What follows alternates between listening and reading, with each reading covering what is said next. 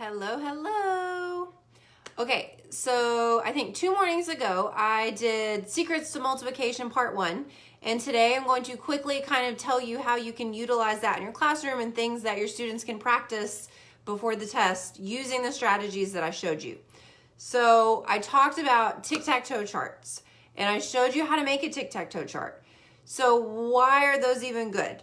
You're just giving, you're giving my student a cheat sheet.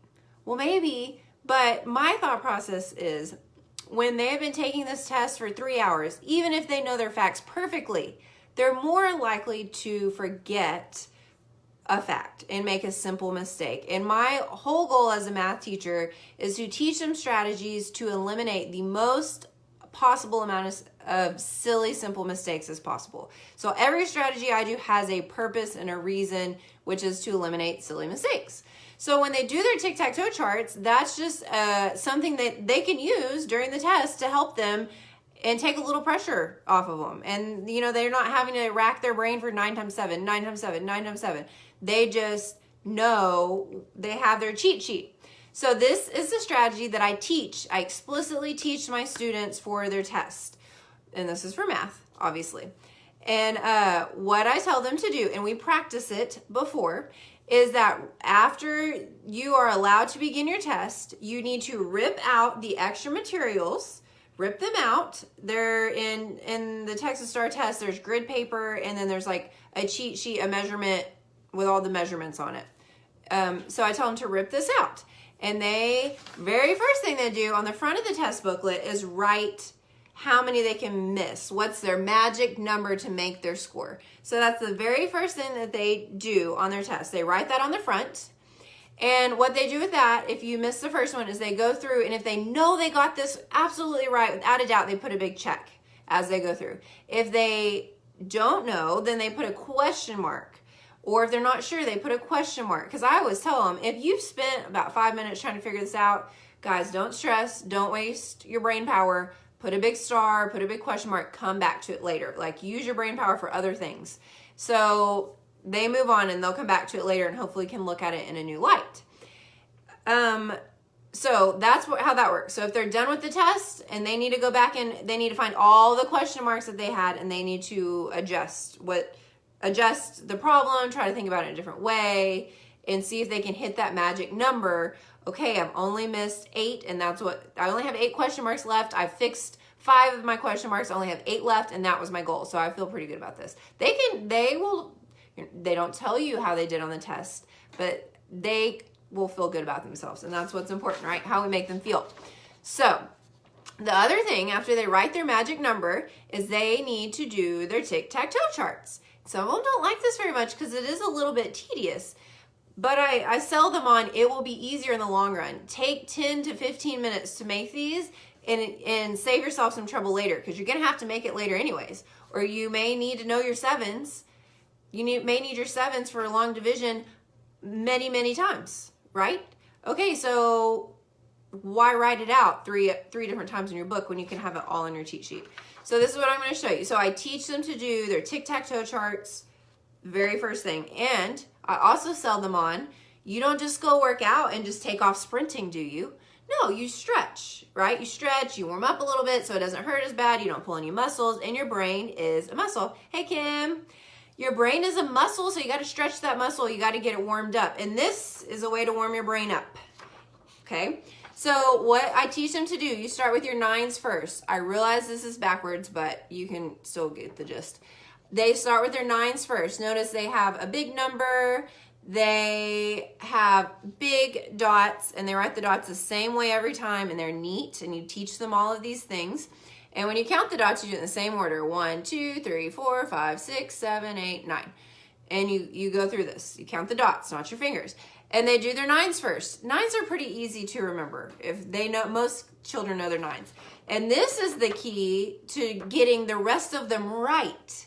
Because wouldn't it be horrible if you did like your 6s wrong and then for the rest of the test you got every problem wrong that had 6s on it? It would be horrible. So this is your checking reference. So once you do your 9s, well, let's go to our 8s. Okay, once you get to 8 times 9, you get to the last box. I know it's backwards, that says 72. Once you get there, check it with the nines. 9 times 8, is that 72? Oh, it is. And that's what my last, that's what my last box is 72. I got this right. I'm going to put a check.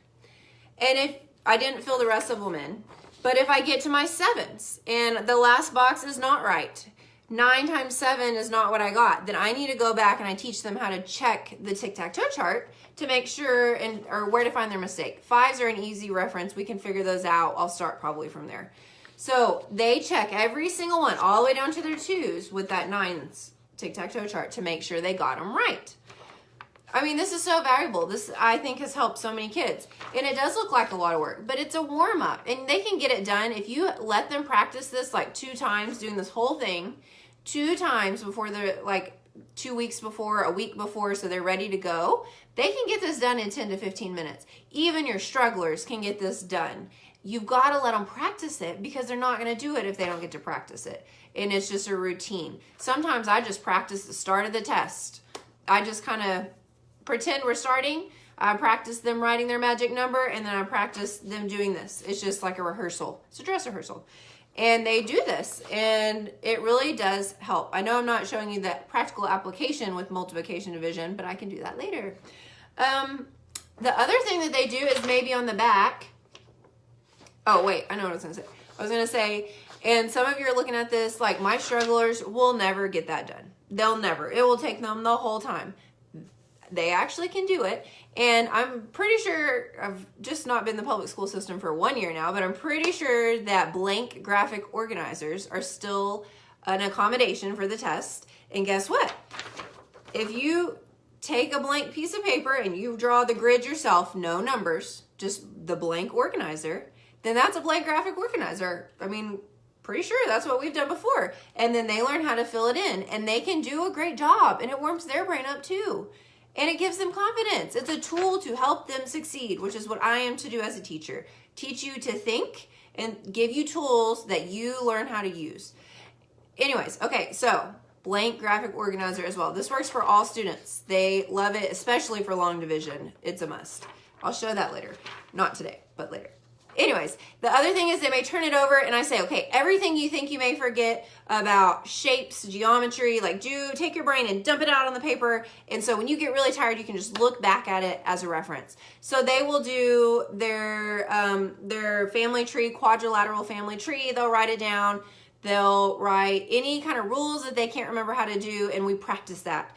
We practice it, and then it's right there for them. Oh, I forgot how to do it. Let me go look. It's a reference for them. That's not cheating. That's taking what they have in their brain and it is writing it on the paper when they say you may begin, just so they don't forget.